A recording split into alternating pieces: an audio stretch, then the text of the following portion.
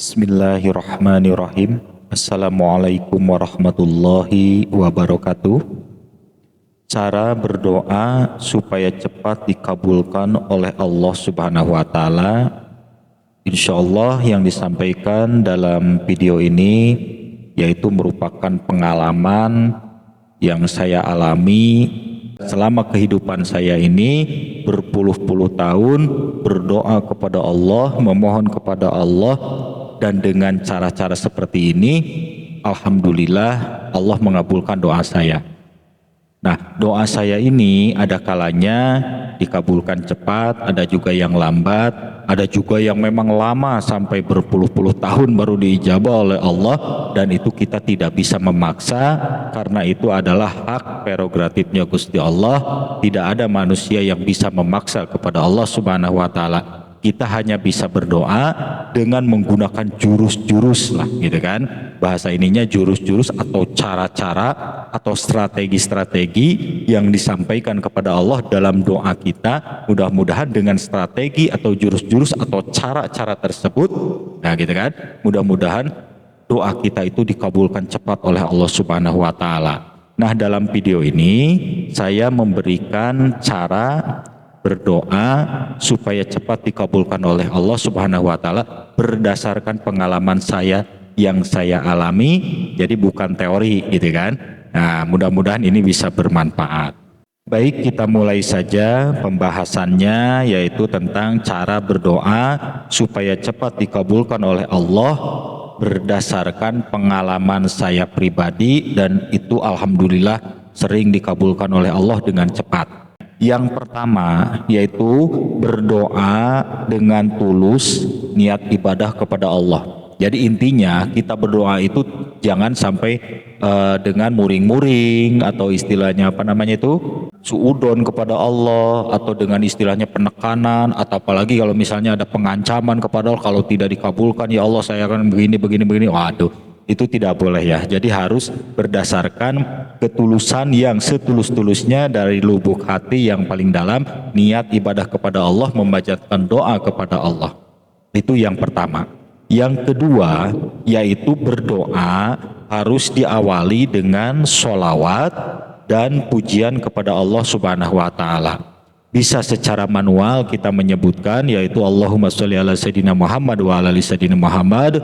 Ya Allah, Engkaulah yang Maha Rahman, Engkaulah yang Maha Rahim, Engkaulah yang Maha Bijaksana, Engkaulah yang Maha mengabulkan doa. Nah, itu kan misalnya apa saja itu secara manual kita menyebutkan, atau kita misalnya menggunakan pengantar doa yang sudah disusun oleh para ulama. Misalnya Bismillahirrahmanirrahim. Alhamdulillahirabbil alamin hamdan yuwafi ni'amahu wa yukafi'u majidah. Ya Rabbana lakal hamdu kama yanbaghi li jalali wajhika wa atimi sultanik. Allahumma sholli ala Sayyidina Muhammad wa ala ali Sayyidina Muhammad. Nah, itu pembukanya, yaitu isinya pujian kepada Allah dan sholawat kepada baginda Nabi besar Muhammad sallallahu alaihi wasallam. Setelah itu baru berdoa intinya. Nah, itu berarti harus diawali dulu dengan sholawat dan pujian, itu yang kedua. Yang ketiga yaitu berdoa dilakukan setiap hari. Nah, berdoa dilakukan setiap hari ini itu maksudnya istiqomah. Jadi jangan sampai hari ini berdoa, besok lusa enggak, nanti sudah ada waktu lagi berdoa lagi. Nah, itu berarti kan tidak konsisten, tidak istiqomah, dan Allah menilai kepada orang yang berdoa itu kalau kita istiqomah, Allah menilai bahwa ini orang sungguh-sungguh berdoa. Jadi lakukan berdoa tiap hari, itu yang ketiga. Yang keempat yaitu berdoa pada jam yang sama. Itu sering saya lakukan. Jadi setiap berdoa yang sifatnya ada hal yang dimaksud, bukan berdoa yang secara umum ya.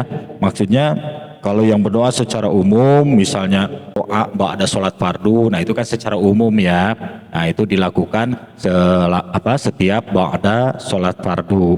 Tapi kalau seandainya kita punya masalah atau punya hal yang urgen atau punya sesuatu hajat yang penting yang harus kita panjatkan kepada Allah, apa hajatnya? Nah, itu dipanjatkan pada jam yang sama. Contoh misalnya kita punya hutang ingin segera terbayar, nah itu dipanjatkan oleh kita pada jam yang sama, misalnya jam 9 malam. Nah berarti kita rutin setiap jam 9 malam kita berdoa tersebut. Nah, besoknya jam 9 lagi. Besoknya jam 9 lagi. Kalau seandainya misalnya kita berbeda-beda waktu, boleh nggak? Ya boleh-boleh saja, karena Allah itu terbuka. Tapi ini berdasarkan pengalaman, kalau kita pengen segera diijabah oleh Allah Subhanahu wa taala, lakukan di jam yang sama. Gitu kan?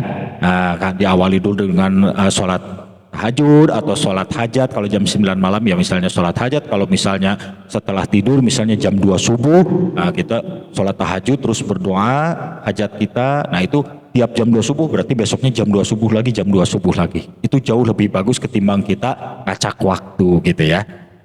Nah itu yang keempat.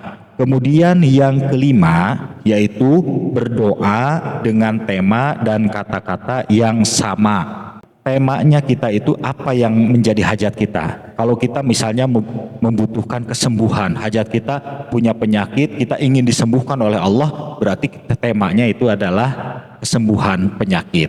Nah kata-kata dalam doanya itu harus sama, kalau bisa ya harus sama. Kalau misalnya mau beda-beda juga ya terserah, cuma kan ini saran dan berdasarkan pengalaman. Misalnya setelah kita bersolawat terus memuji kepada Allah, nah selanjutnya kita berdoa intinya. Ini contoh misalnya intinya, ya Allah saat ini saya mempunyai penyakit, apalah penyakitnya ya silahkan disebutkan. Kemudian segala cara dan upaya sudah saya tempuh, saya ingin sembuh ya Allah, tolong saya ya Allah, sembuhkanlah penyakit saya ini. Kepada siapa lagi saya minta tolong kalau bukan kepada Engkau ya Allah, karena Engkaulah Maha Penyembuh. Berilah saya petunjuk harus bagaimana saya ya Allah. Nah itu seperti itu kata-katanya misalnya. Nah besoknya kalau berdoa lagi itu kata-katanya harus seperti itu. Itu berdasarkan pengalaman yang saya alami. Jadi kalau kita masalahnya penyakit atau misalnya masalahnya hutang atau masalahnya apa, nah itu kata-katanya dalam doa itu diusahakan persis sama. Jadi kalau bisa, kalau saya ini ya pengalaman saya ditulis dulu oleh saya, dihafalkan dulu. Nah itu menjadi itu konsep yang kita panjatkan kepada Allah tuh kata-katanya sama dari hari pertama, kedua, ketiga, sampai tiap malam itu kita doakan itu sama bunyinya seperti itu. Nah itu yang kelima. Kemudian yang keenam yaitu berdoa menyebutkan hajatnya secara tepat, jangan salah menyebut. Gitu. Maksudnya tepat tuh begini. Kalau kita misalnya punya masalahnya itu hutang, ingin segera bisa melunasi hutang, kita butuhnya berarti uang untuk membayar hutang. Jadi memohonnya itu memohon uang, jangan memohon kelancaran rezeki, karena maknanya beda. Kelancaran rezeki sama dengan uang itu beda. Nah, gitu kan, maknanya lain, kata-katanya lain, dan ini akan berpengaruh kepada diijabahnya oleh Gusti Allah Subhanahu wa taala. Itu berdasarkan pengalaman yang saya alami. Ini saya kasih contoh misalnya, ya Allah, saya minta tolong padamu, saya butuh uang sebesar 10 juta untuk membayar hutang saya. Dan ini sangat mendesak ya Allah, berilah saya jalan yang mudah dan halal supaya saya bisa mendapatkan uang 10 juta dalam waktu secepatnya. Tolong saya ya Allah, kepada siapa lagi saya minta tolong kalau bukan kepada Engkau. Nah, kata-katanya seperti itu, yang dimohon adalah uang. Nah, besoknya kalau berdoa lagi itu seperti itu, harus sama, dan intinya kita mohon minta uang. Jalannya nanti Allah yang ngatur itu, gitu kan? Nah, jangan sampai kita butuh uang tapi kita berdoa kelancaran rezeki. Walaupun di dalam hal ini Allah Maha tahu, Allah tahu apa yang dihajatkan atau yang dimohonkan oleh orang tersebut. Walaupun kita salah ngomong, Allah tahu. Tapi akan jauh lebih baik kalau seandainya tepat. Karena akan berbeda hasilnya kalau kita memohon uang dengan memohon kelancaran rezeki, itu lain lagi, beda, gitu kan? Nah, karena selama ini juga Allah sudah memberikan rezeki kepada kita, kelancaran rezeki kepada kita. Nah, gitu kan? Nah, itu yang keenam. Kemudian yang ketujuh yaitu berdoa untuk hajat pribadi lebih baik menggunakan bahasa sendiri. Nah, bahasa sendiri ini bisa menggunakan bahasa daerah, atau bisa menggunakan bahasa Indonesia, atau bisa menggunakan bahasa-bahasa yang biasa kita gunakan. Tapi tentunya bahasa yang sopan ya, apalagi ini kepada Gusti Allah, memohon curhat kepada Allah, komunikasi dengan Allah, tentunya menggunakan bahasa-bahasa yang santun. Nah, kalau misalnya kita menggunakan doa-doa yang umum seperti tadi gitu kan, doa ba'da sholat, nah itu kan umum ya.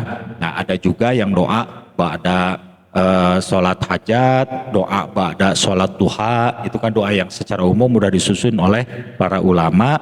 Nah, kalau kita punya hajat sendiri atau pribadi, lebih bagus menggunakan bahasa sendiri gitu kan. Nah, kemudian yang kedelapan, berdoa dengan menyebutkan kebaikan kita apabila hajat kita sangat urgen. Ini ya, apabila kita punya hajatnya yang sangat urgen, mendesak gitu kan, boleh kita menggunakan menyebutkan kebaikan kita. Apa kebaikan kita yang sudah kita lakukan? Ingat-ingat, kita punya kebaikan apa? Apa kita pernah ngasih yatim piatu, sedekah? Apa kita pernah membayarkan hutang orang tua?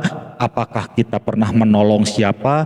Atau mungkin saja kita pernah menolong hewan, misalnya yang mau celaka, kecekik, atau misalnya kelaparan, kehausan, kita pernah ngasih makan hewan tersebut atau air minum hewan tersebut. Nah, itu kebaikan-kebaikan, banyak kebaikan-kebaikan gitu kan. Nah, itu diingat-ingat oleh kita, apa sih kebaikan kita. Nah, misal ini saya kasih contoh, apabila kita pernah gitu kan, apabila kita pernah mempunyai kebaikan, misalnya ada orang yang punya hutang kepada kita, karena dia tidak mampu, kita bebaskan hutang tersebut supaya meringankan kehidupannya. Nah, itu kebaikan misalnya seperti itu.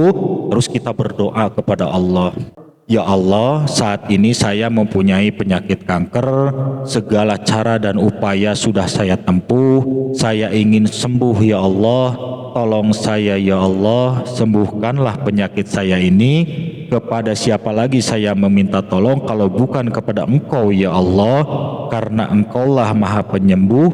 Berilah saya petunjuk harus bagaimana saya ya Allah.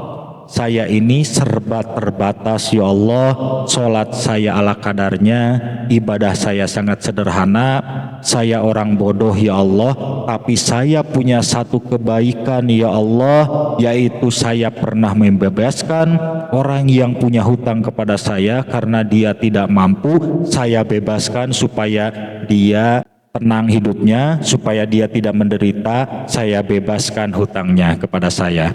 Kalau satu kebaikan ini bisa menjadi penolong buat saya mohon padamu ya Allah, tolonglah saya ya Allah, sembuhkanlah sakit saya ini ya Allah. Nah, itu kalau itu sangat urgen, kita butuh kesembuhan penyakit yang kita derita, dan kita menyebutkan kebaikan kita, boleh, tapi dengan kata-kata yang santun seperti itu. Jangan sampai kata-katanya dengan kata-kata yang arogan. Misalnya, ya Allah, saya sudah punya kebaikan ini kurang baik apalagi saya ya Allah, kalau sampai saya tidak dikabulkan ini ya Allah. Itu bahasa arogan. Jadi harus sopan, harus santun. Nah, demikian saja cara berdoa supaya cepat dikabulkan oleh Allah berdasarkan pengalaman yang saya alami. Mudah-mudahan ini bisa bermanfaat. Silahkan di like, komen, dan subscribe, dan di share videonya, siapa tahu bermanfaat juga untuk orang lain. Terima kasih. Wabillahi taufik wal hidayah. Wassalamualaikum warahmatullahi wabarakatuh.